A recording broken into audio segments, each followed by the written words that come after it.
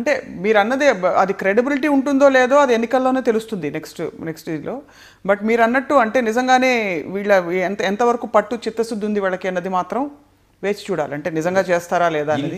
Intention ఉద్దేశం కనపడతా ఉంది. చిత్తశుద్ధి పట్టు అనేది గత తెలంగాణ రాష్ట్ర ఉద్యమ సందర్భంగా మనం చూడజరిగింది. అంటే దానికంటే పెద్ద అంశం కాదు కదా ఇది. తెలంగాణ రాష్ట్రం సాధించేటువంటి అంశము అన్నిటికంటే 4 కోట్ల ప్రజలకు సంబంధించింది, 60 సంవత్సరాలకు సంబంధించినటువంటి అంశం. అలాగే అక్కడంటే అక్కడ కోల్పోవడానికి చాలా ఉంది. అంటే అక్కడ పవర్ మొత్తం అంతా ఈక్వేషన్స్ అప్పుడు పరిస్థితి వేరే, అప్పుడు హయాం నడుస్తుంది. ఇప్పుడు కోల్పోవడానికి ఏం లేదు యాక్చువల్లీ నిజానికి వాళ్ళ. అందుకే అంటున్నా ఇప్పుడు నిజానికి వాళ్ళకంటే ఆఫ్టర్ ఒక ఎమ్మెల్యే పదవి పోతే కూడా అంటే ఎవరెవరు ఉద్యమాలు చేస్తారు అంతకంటే ఉండవు కదా వీళ్ళకి. అందుకని ఉద్యమాలు చేసే వాళ్ళ లక్షణం వేరుంటుంది. అంటే వాళ్ళు ఇట్లా ఇవ్వండి, ఇట్లా తీసుకోండి, ఉద్యమ నాయకుల లక్షణం అది, ఉద్యమకారుల లక్షణం అది. ఇక్కడ జిల్లాలనేది ఎందుకొరకు జిల్లాలు చేస్తూ ఉన్నారు విభజన, అదనంగా 10-16 జిల్లాలు అంటే ప్రజలకు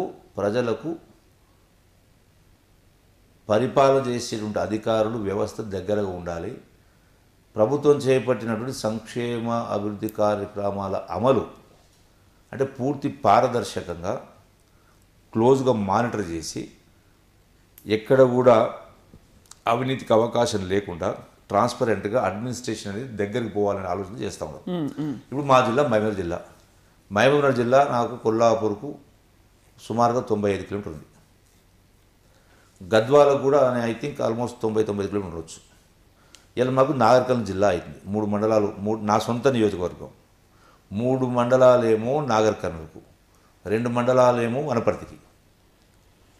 అయినా నేను తప్పు పట్టట్లేదు ఏ జిల్లా కూడా. మొత్తం పైన జిల్లా అయితే 90 కిలోమీటర్ల నుంచి 40 కిలోమీటర్లకు తగ్గింది కదా. మీరు తప్పెలా పడతారు సార్? మీరే అధికారంలో ఉండి ఇప్పుడు ఎవరి మీద మీరు అలగలేరు, ఉద్యమం చేయలేరు కదా. క్వశ్చన్ ఇక్కడ ఉద్యమం క్వశ్చన్ కాదు కదా. 95 కిలోమీటర్ల నుంచి 45 కిలోమీటర్లు తగ్గింది కదా. అంటే ప్రజలైనా ప్రజాప్రతినిధులైనా అధికారులైనా 100 కిలోమీటర్లు పోయేది ఎట్లుంటుంది, 40 కిలోమీటర్లు అరగంట సేపట్లో పోవచ్చు. ఇప్పుడు రోడ్స్ కూడా అన్నీ కూడా ప్రతి మండల కేంద్రం నుంచి జిల్లా కేంద్రానికి డబుల్ రోడ్ చేస్తూ ఉన్నారు కాబట్టి 40 కిలోమీటర్ ఉన్నా 30 మినిట్స్లో పోతూ ఉన్నాం. అట్లాగే గద్వాల కూడా గతంలో 100 కిలోమీటర్ ఉన్నది. అంటే ఇప్పుడున్న దాని ప్రకారం 90, 100 కిలోమీటర్ దాకా ఉంది. అది ఇప్పుడు గద్వాల అయినా 0 అవుతుంది, వనపర్తి అయినా 45 కిలోమీటర్ అవుతుంది. అయినా కూడా గద్వాల జిల్లా నేను తప్పు పట్టను.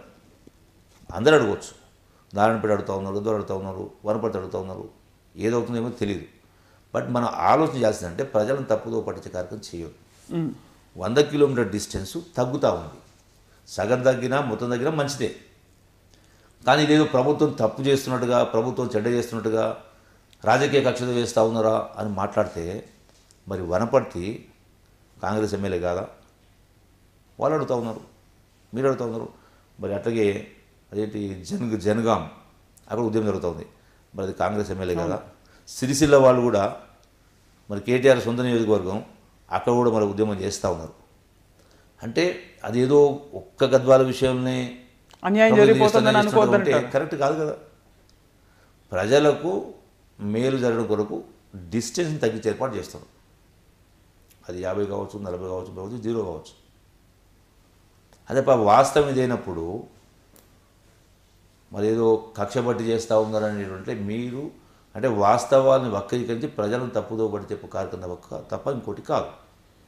డెఫినెట్గా ఈ రీఆర్గనైజేషన్ మూలంగా పునర్విభజన కార్యక్రమం వల్ల అభివృద్ధి ఇంకా కొంచెం బాగా డెవలప్మెంట్కి మేలు జరుగుతుంది, కొంచెం ట్రాన్స్పరెన్సీ పెరుగుతుంది. ఎందుకంటే జిల్లా కలెక్టర్ కానీ ఎస్పీ కానీ దగ్గరలో ఉంటే 3-4 నియోజకవర్గాలు ఉంటే వాళ్ళు రోజు నియోజకవర్గం తిరిగి రావచ్చు.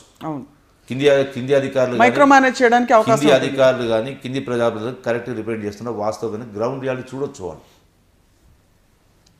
అంటే ఇది కూడా ఎన్నికల ప్రణాళికలు ఉద్యమ సందర్భంగా ఎన్నికల ప్రణాళికలు పెట్టిన కార్యక్రమమే. అది కూడా అమలు చేస్తూ ఉన్నారు. జిల్లాల పెంచే కార్యక్రమం ఆ రోజు చెప్పారు 24 జిల్లా చేస్తారు, 24 26 చేస్తావు.